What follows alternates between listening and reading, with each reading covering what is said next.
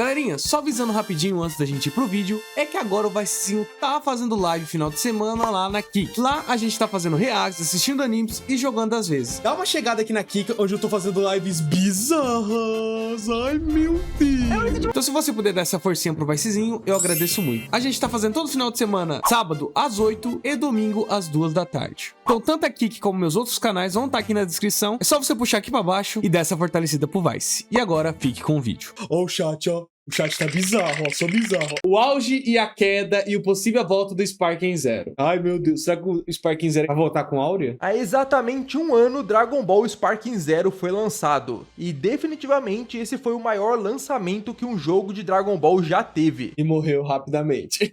E não é surpresa tanto sucesso assim, porque o Sparking Zero é um sonho que os fãs de Dragon Ball cultivaram por 15 anos. Ele é a tão sonhada sequência do Dragon Ball Budokai Tenkaichi 3, que de longe é o jogo mais popular da franquia aqui no ocidente. A galera queria tanto essa sequência que todo novo jogo de Dragon Ball que era anunciado, o povo comentava: beleza, legal, mas cadê o Tenkaichi 4? Na moral, mano, dá até raiva, cara, porque os caras nem queriam saber do jogo novo por mais que ele fosse interessante. O povo queria Tenkaichi 4, nada além disso. Conseguiu e é decepcionante. Finalmente anunciaram esse jogo com aquele teaser do Goku virando Super Saiyajin Blue. Nossa, você tá louco. O que esse primeiro trailer aqui, mano, deixou de pau durar, é brincadeira, velho. Você tá louco. Foi uma bomba que pegou todo mundo de surpresa, ninguém esperava aquilo. Eu lembro, mano, como se fosse ontem, cara. Pô, eu tava aqui com a molecada aqui em casa, tava a noite dos guri. Ah, noite dos guri, só no churrasquinho. E aí, mano, um cara mandou pra mim no Discord: Vice, Tenkaichi 4 é real. E um link. Cara, na hora que eu entro no link, mano, aí esse trailer, cara,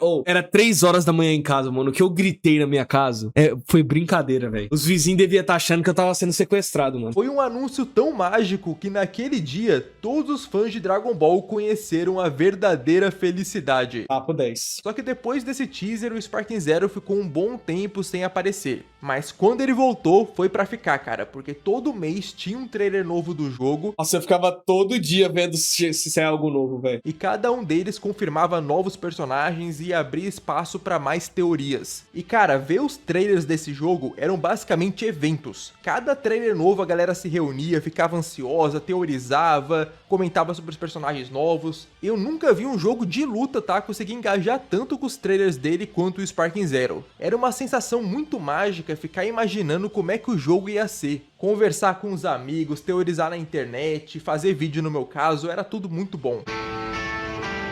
Que isso, mano. Desde o Xenoverse 2 eu acompanhei o lançamento de todos os jogos de Dragon Ball e sempre foi muito bom, só que o Sparking Zero foi especial, cara, não tem o que fazer. E quando o jogo finalmente lançou, no primeiro mês dele, cara, todo mundo só queria saber de Sparking Zero. Ele bateu o recorde de vendas, vendeu 3 milhões de unidades só na pré-venda, se tornou o jogo de anime com mais jogadores simultâneos da história da Steam, dominou o YouTube, né, até youtubers que nem falavam de Dragon Ball jogaram o jogo, foi um fenômeno completo. Os primeiros dias de Sparking, cara. Quem não lembra de uma das melhores lives que eu já fiz quando a gente comprou o jogo, velho? Pô, aquela live foi muito foda, mano. E o otário defendendo o jogo. O otário aqui defendendo o jogo, falando que ia ser um jogaço. Só que tanta empolgação sempre é uma coisa perigosa, porque mesmo que você entregue um bom produto, se esse produto não atender a expectativa criada pelos fãs, toda essa empolgação vai se transformar em raiva. Então, né, Sparking? Então, né? Meu modo história, né, Sparking? Cadê meu modo história? Porque mais ou menos um mês depois do lançamento do jogo, a galera começou a perceber vários problemas que o Sparking Zero tinha. Ele tinha poucos mapas, ele não tinha muitos modos de jogo, o online dele estava quebrado, né? Eles só foram ajeitar o online na atualização de dezembro, porque antes disso estava muito desbalanceado, nem dava para jogar direito. O jogo não tinha muitas skins também. Então, por mais que sim o jogo seja bom e tenha entregado coisas muito boas, esses problemas aí afetaram muito a experiência, porque tipo, são problemas graves em um jogo que estava na expectativa de ser o melhor jogo de Dragon Ball. Se fosse um jogo normal de Dragon Ball saindo com esses defeitos, nem seria tão grave assim. Mas um jogo com toda essa empolgação criada em volta dele, acaba pesando mais, né? Não é à toa que um mês depois do lançamento, o jogo já tinha perdido 90% dos seus jogadores na Steam, porque o pessoal jogou o que tinha pra jogar, não quis ficar muito no online. Foda-se online. Eu queria um modo história bonito, tá ligado? Eu queria um modo história bem feito. Essa bosta de Bandai só fode as coisas. Ela só dá conta de fuder. Ela não só fazer nada certo, só fode. Ele não era um jogo que ia conseguir te manter nele por muito tempo. E aí o pessoal tinha a esperança de que quando chegasse a primeira DLC do jogo, as coisas iam ser diferentes. que a DLC ia trazer uma nova história, novo mapa, novas skins, atualizações gratuitas, que ia dar uma animada no jogo. Só que quando a DLC saiu e ela só trouxe personagem novo, não trouxe mais nada de interessante... É hoje, mano, eu acho inaceitável não ter o modo história da saga do Broly, tá ligado? Porra, mano. Caralho, vocês venderam uma versão mais cara só pra desbloquear o Godito e o Broly, velho. Vocês não me fazem o modo história desses corno, mano. Por quê? Uma onda de ódio em relação ao Sparking Zero que dura até hoje. O motivo. Se tiver jogado o jogo e se basear somente na opinião da galera que tá na internet, você vai achar que esse jogo aqui é um lixo. Sendo que o jogo é bom, ele tem muita coisa boa. Só que essa onda de ódio, cara, pegou os defeitos do jogo que já eram graves e deixaram eles mais graves ainda na opinião popular. Eu diria que foi nesse momento que a queda do Sparking Zero começou, em janeiro de 2025, com o lançamento da DLC do Super Hero. E aí depois teve as DLCs do Daima e... Ó, Timenet, show. Você é meu amigo. A gente conversa muito no Zap. Mas se tu me dizer que a gente tá pegando pesado com o Sparking, eu vou ter que mandar foto da minha pica pra você no WhatsApp, velho. Se você me dizer que, mas a DLC do Daima, nossa. Gente, para, a DLC tá boa. Gente, pelo amor de Deus, né? Eu reconheço sim os pontos positivos do Sparking, que é a gameplay, que é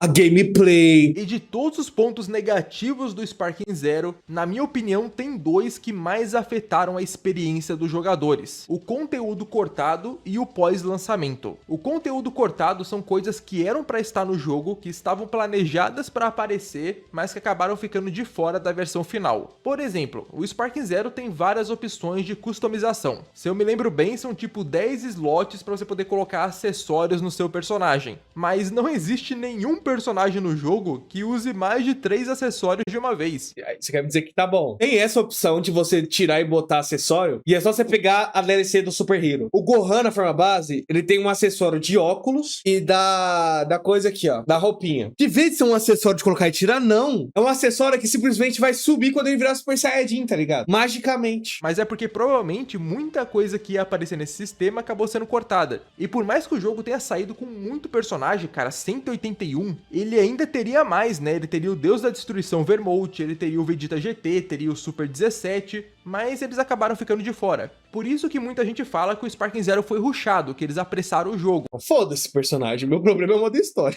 Só que o problema é que quando falam que o jogo foi rushado, dá a impressão que a Bandai deu pouco tempo pros caras, sendo que o Sparking Zero teve 6 anos. Não, isso não teve. Exatamente por isso que eu fico puto. Mais do que qualquer outro jogo de anime que nós temos conhecimento. O negócio é que maior parte desse desenvolvimento foi focado no elenco de personagens. A galera não tem noção do quão absurdo é um jogo criar 181 personagens do zero. Pra franquia Budokai Tenkaichi chegar em 160, eles precisaram de 3 jogos. E lá os personagens eram bem mais simples que no Sparking Zero. Mas isso é uma coisa que eu falei desde o primeiro vídeo que eu defendi essa bosta. Foda-se a quantidade de personagem. Eu nunca liguei pra quantidade de personagem. Meu bagulho era um jogo bem feito. Igual eu falei, gente, não precisava dos filmes, tá ligado? Porra, deixava os filmes como DLC, mano. Focava mais ali, ó. Fez ali uma quantidade boa de personagem. Gente, vamos ser sinceros. O Sparking Zero tem 200 personagens. Se você joga com mais de 30 personagens, você tá mentindo, tá ligado? Você tá mentindo. Então, tipo assim, não adianta você fazer 200 personagens se ninguém quer jogar com os 200 personagens. O ponto que eu acho é isso, tá ligado? Então, tipo assim, o que eu queria? Mano, você faz a quantidade exata do modo história e pronto. Você faz a quantidade necessária que vai aparecer no modo história. E depois tu lança em DLC personagem que não faz parte da modo história. O bagulho que eu ia achar a coisa mais foda era que os filmes fossem um what ifs, tá ligado? Você tá na Saga Cell, tem um what if do Broly. Aí sim tem o boneco do Broly. Isso era pra ser foda. Mas tá liberado de ser o rei dos piratas. Pô, tá liberado, gente, tá liberado. Se o Brasil não ajuda nós não ajuda também, tá ligado? É assim que funciona. O joguinho do Transformers que eu tô jogando. Vocês acham que esse jogo ele tá assumido, tá ligado? Uma cópia desse jogo hoje em dia é 3 mil reais. Você acha que eu vou pagar 3 mil reais? Eu vou pegar a versão pirata. Personagem que é variação do mesmo boneco. Ok, beleza, vamos levar isso em conta. Mesmo que você tire todas as variações, o elenco dele ainda é maior que 99% dos jogos de anime. E eles focaram tanto nisso porque o grande atrativo da franquia Sparking sempre foi a quantidade de personagens. Foi que ele tinha mais personagens que o Tenkaichi 3. Então, tipo, eles queriam se vender com base nisso. E deu certo, né? Não dá pra negar que deu certo. Tanto o personagem no fim custou caro pro Sparking Zero, porque faltou tempo e provavelmente orçamento também pra focar no restante do jogo. É isso que eu acho triste, tá ligado? Gente, nem tudo na vida é quantidade. Qualidade é melhor que quantidade. É por isso que o modo história, por mais que tenha tenha coisas legais, é todo capenga. Faltou um monte de luta importante e as animações de cutscene são piores que a do Dragon Ball The Breakers. Por isso também que a parte cosmética do jogo é tão fraca, ele tem poucos mapas, poucos modos de jogo e...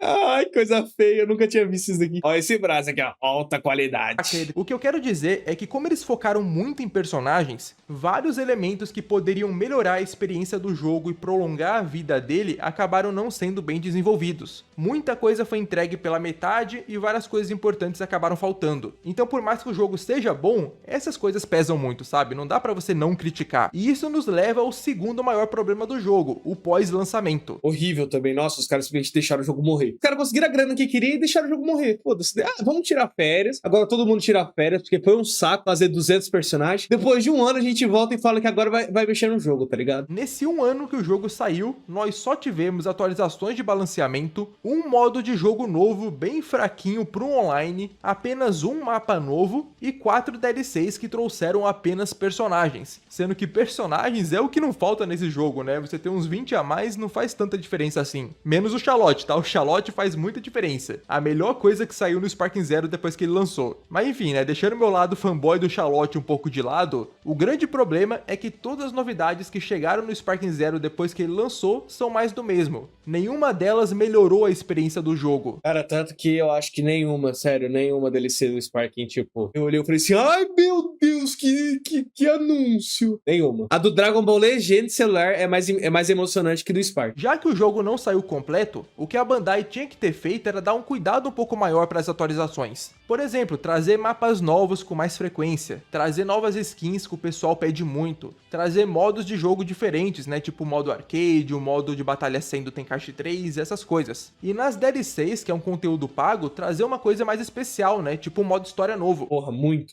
Mas pô, eu tenho certeza que se tivesse o modo história do Dragon Ball Super Super Hero, um what ifs em relação ao filme, com o Piccolo matando o Cell Max, com... Imagina um Cell Max perfeito. Nossa, do caralho. Pode ter certeza que por mais simples que fosse, a galera já ia gostar muito. Só ver o Gohan Black, cara, o Gohan Black... Nossa, mano, a única coisa boa desse modo história. Então percebam que eu não tô pedindo aqui nada de muito absurdo, eu tô pedindo coisas simples. Isso é bom também. Parece que a própria Bandai não botava fé que o Sparking Zero ia ser tão grande quanto ele foi. Essa é a minha sensação principal. Eu tenho certeza que ela achou que, tipo, ia vender pouquinha coisa, tá ligado? Ela achou que ia pegar só os views. Eu acho que ela nunca pensou que o Sparking Zero ia furar tanto essa bolha e fazer tanto barulho assim. E quando percebeu, já foi tarde demais. Mas beleza, acabamos de ver toda a linha do tempo desde o anúncio do Sparking Zero até o momento atual. Vimos o auge e a queda desse jogo nesse vídeo. Mas será que é possível que ele retorne em 2026, que ele dê a volta por cima? Possível é, né? Mas se vai acontecer a gente não sabe. Mas eu acho que a gente pode ter sim um pouco de esperança pra isso. Hoje em dia o pessoal não lembra direito, né? Porque o ódio pelo jogo cresceu muito, mas quem acompanhou o lançamento do Sparking Zero mais a fundo sabe como a equipe de desenvolvimento do jogo ouvia com atenção as críticas dos fãs. A comunicação da equipe do jogo era muito boa, cara. Era uma coisa que a gente elogiava direto. Cara, até o último trailer nesse jogo foi foda. Quem lembra do último trailer? Que acabou o slot e só começou a aparecer uns slots a mais. Nossa, aquilo foi do caralho, mano. Aí, eles mudaram várias coisas que os fãs pediram. As colisões do jogo final, né, quando você joga um ataque de ki no outro, são muito melhores do que a versão inicial que eles mostraram. Também tivemos vários modelos de personagens que foram atualizados. Não, pior que eles estavam escutando tão bem a gente, cara. A tela de seleção de personagens foi mudada, o controle e a câmera clássica do Tenkaichi 3 foram adicionados no jogo, e o mais marcante de todos foi a adição do multiplayer local. E inicialmente não ia ter como você jogar esse jogo junto com seu amigo no mesmo videogame. Isso foi uma opção que só entrou no jogo porque os fãs reclamaram bastante. E de início os caras queriam colocar só com a sala do tempo, né? Mas os fãs continuaram reclamando e hoje em dia tem com todos os mapas do jogo. Isso, ai, não tem como fazer. Ah, não tem não. Essa mudança e as outras que eu falei foram coisas que os fãs pediram para ser colocadas no jogo e realmente foram. E eu não acho que só porque o jogo já vendeu o que tinha que vender, a equipe mudou da água pro vinho.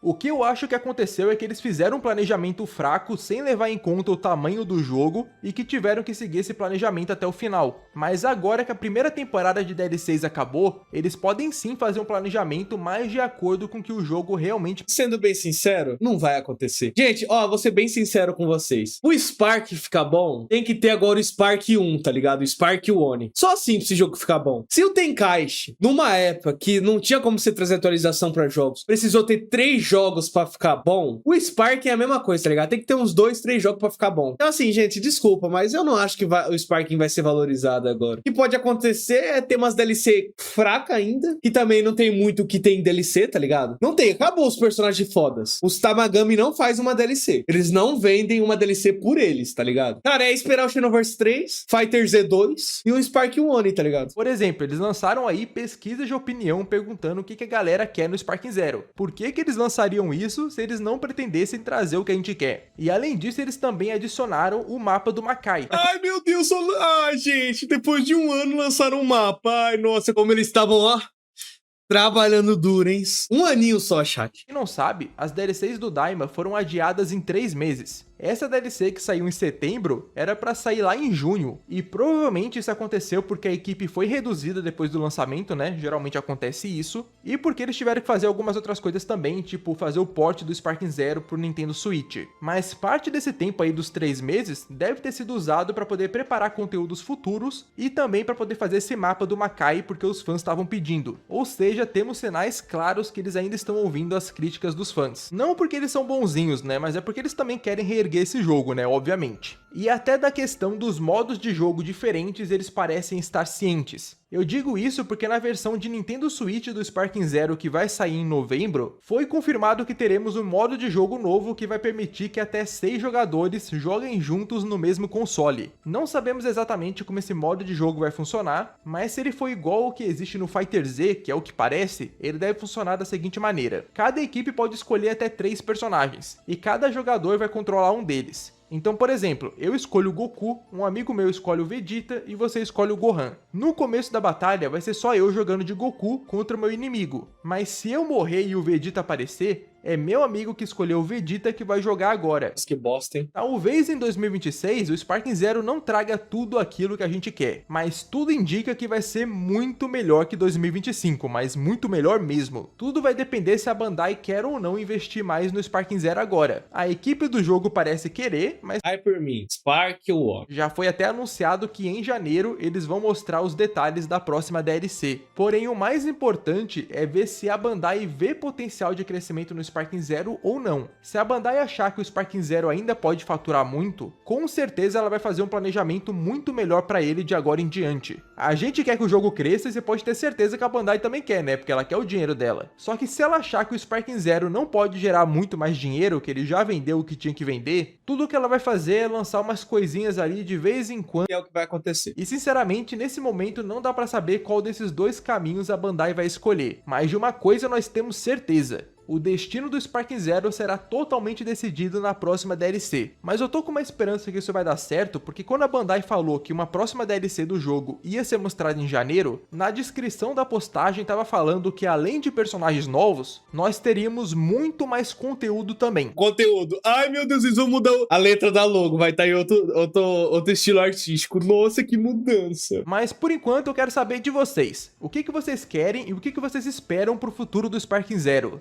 Deixem aí nos comentários. O que eu quero é ser feliz e do futuro do Sparking Zero é Spark One. É que eu quero. Gostaria do modo história do GT? Ah, mano, gostaria, né, pô? É legal, eu gostaria sim. Mas pra mim podia ser um what if, tá ligado? Em vez de você seguir o caminho do Super, você segue o caminho do GT. Tropa do Gordão, Gordão trem bala, Tropa do Gordão.